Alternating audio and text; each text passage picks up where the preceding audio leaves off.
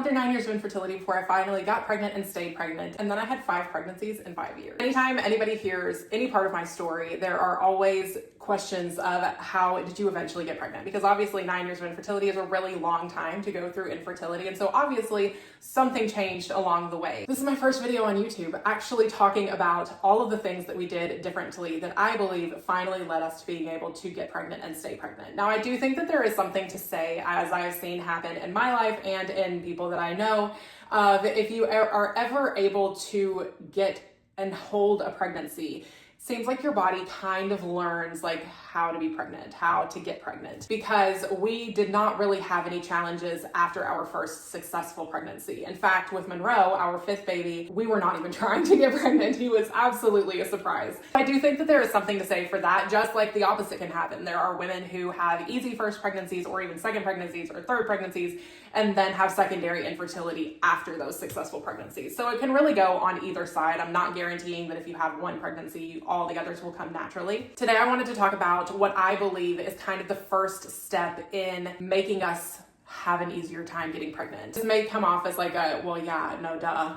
But a lot of women don't understand their cycles. A lot of women don't understand that each person's cycle can be different, and even your cycle can be different from one month to the next. When Derek and I were really early into trying to get pregnant, I was under the impression that everybody ovulated on cycle day 14. That's just when you were supposed to be ovulating. It's when everybody was ovulating. So as long as you were trying around those days, that was going to give you the best chance of getting pregnant. That is not true. I should have known that something was off in my body because I was having longer than average cycles. Typically, when you're ovulating around cycle day 14, you're gonna have like 28-day cycles or somewhere around there, but like even that can vary. You could be ovulating on cycle day 14 and only have an 11-day luteal phase, so then you're going to have shorter than a 28-day cycle. So it's really, really, really important that you understand your specific cycle. You look at the signs in your body that are pointing towards ovulation coming and ovulation happening so that you know that you're trying on those specific days. Sometimes people decide that they are going to try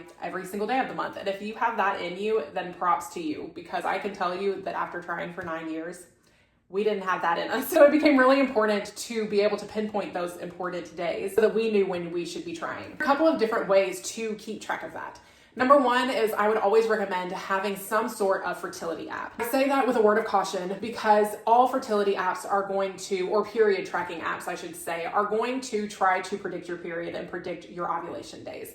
You really have to take those with a grain of salt, at least for the first few months until they really get to know your specific body and you get to know your specific body, because a lot of times they're just going to automatically assume that you have a 28-day cycle or ask you how long your cycle is and assume that your ovulation is in the middle of that. And that is not always the case. In fact, for me, most of the time, I am not ovulating until at least cycle day 16, sometimes as late as cycle day 24. So if you think about it in terms of trying on cycle day 14 and ovulating on cycle day 24, we were way off. Like there was no chance that sperm was going to survive for that long for me to get pregnant. So the first thing that I would do is download an app so that you can keep track of things, so that you specifically can keep track of what is going on in your body. Most of them are going to let you, track ovulation tests, pregnancy tests, symptoms, your BBT. There are so many fantastic apps that have so many great additions that really are going to help you keep track of what is happening on each specific day. Number two is I would definitely start taking ovulation tests at the bare minimum. If you are not sure when you're ovulating, I would